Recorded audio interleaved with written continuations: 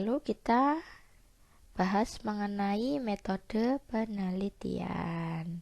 Oke, kita kupas satu persatu. Oke, jenis metode penelitian ada historis, deskriptif, explanatory, dan eksperimental. Untuk metode historis itu menggunakan untuk merekonstruksi kejadian. Jadi ada suatu kejadian kita kupas gitu, kita ulang kembali gitulah. Lalu ada metode deskriptif, itu untuk menggambarkan mengapa ada fenomena itu terjadi. Lalu metode explanatory itu menguji teori ini benar nggak ya, kayak gitu. Lalu ada metode eksperimen untuk menguji atau menyelidiki kelompok perlakuan dan kelompok kontrol. Nah, biasanya di kita itu lebih fokusnya ke deskriptif, explanatory, dan eksperimen seperti itu. Oke, lanjut ke desain penelitiannya. Masih ingat kan, sepertinya di epidemiologi kemarin kita sudah bahas mengenai case control, ke cross sectional, dan cohort ini. Jika cohort itu exposure, lalu kita amati sampai keluar outcome. Kalau case control itu dari outcome-nya kita telusuri kembali exposure-nya.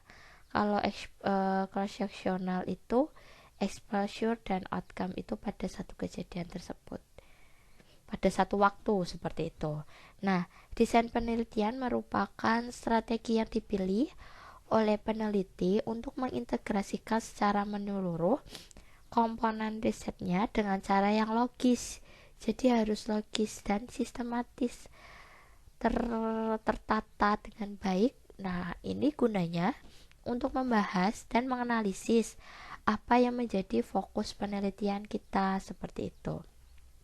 Jika kita tidak menggunakan desain penelitian, ya kita akan penelitian itu kayak ngawur gitu loh, kayak ngasal ini seperti ini, jadi kayak tidak terarah. Jadi kalau kita punya desain penelitiannya, oh saya mau penelitiannya, aku pengen tahu nih, kalau merokok itu bisa menyebabkan penyakit jantung beneran nggak ya?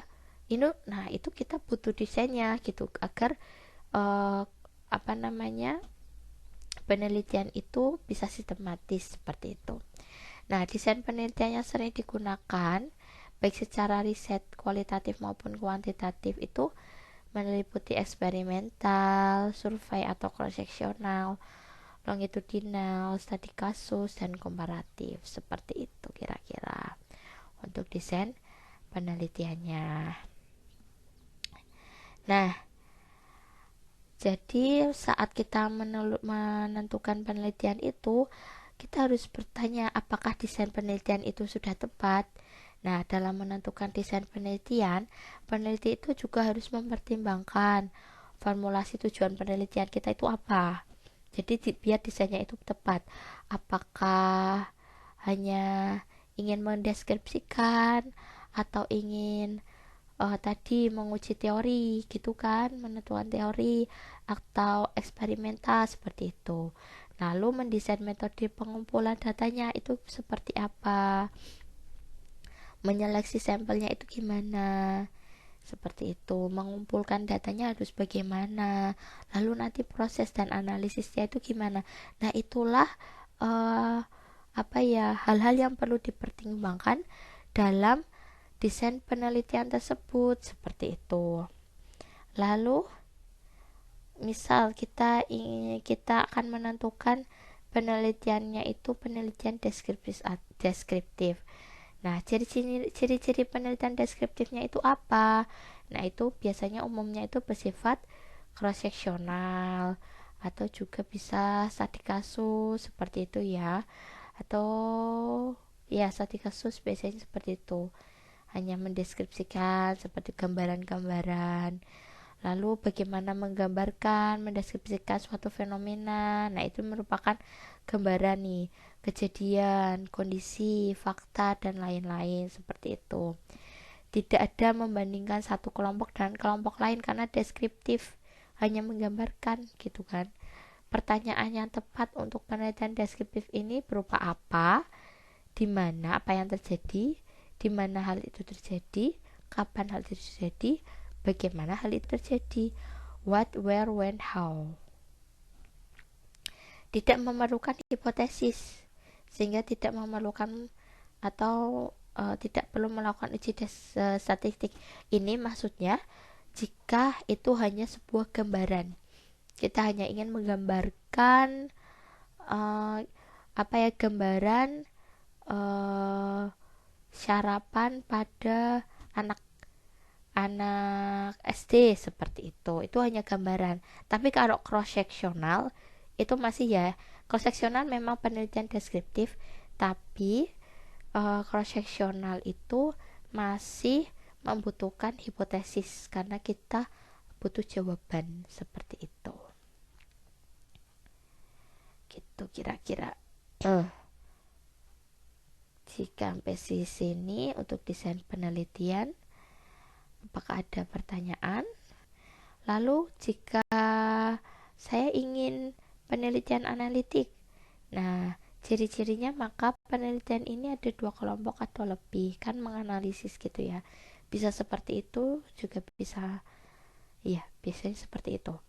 Menghubungkan satu variabel dengan variabel lain, bisa juga kayak tadi cross sectional kan, menghubungkan satu variabel dengan variabel lain. Makanya cross sectional itu deskriptif analitik gitu kan, karena dia menggambarkan dan juga menghubungkan satu variabel dengan variabel lainnya seperti itu. Beda dengan gambaran. Kalau gambaran itu hanya dasar saja, tidak memerlukan uji statistik. Nah, kalau penelitian analitik itu memerlukan hipotesis sehingga perlu uji statistik. Di sini penelitian analitik berupa case control, tadi eksperimental, cohort gitu kan, dan cross sectional, karena cross sectional walaupun dia deskriptif tapi dia deskriptif analitik. Seperti itu. Biasanya pertanyaannya digunakan yaitu why, mengapa hal ini terjadi, seperti itu kira-kira. Jadi untuk desain penelitian seperti itu. Sampai di sini untuk materinya. Kira-kira ada pertanyaan atau tidak? Jika ada, bisa ditanyakan. Oke, sudah pada penghujung slide.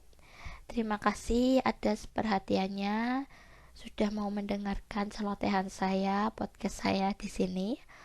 Mohon maaf apabila suara saya masih agak lemah, karena memang saya habis tidak enak badan ya, masih tidak enak badan sampai sekarang ini. Apabila ada salah-salah kata, mohon maaf. Apabila masih bingung, tolong tanya saja, karena ini juga nanti menyangkut KTI adik-adik sekalian atau tugas akhir adik-adik sekalian untuk menyusun proposal dan proposal juga ya. Jadi saya harapkan adik-adik bisa aktif bertanya agar penelitian adik-adik itu bisa lancar, seperti itulah. Oke, terima kasih. Sampai di sini mengenai objek dan metode penelitian. Saya akhiri. Wassalamualaikum warahmatullahi wabarakatuh.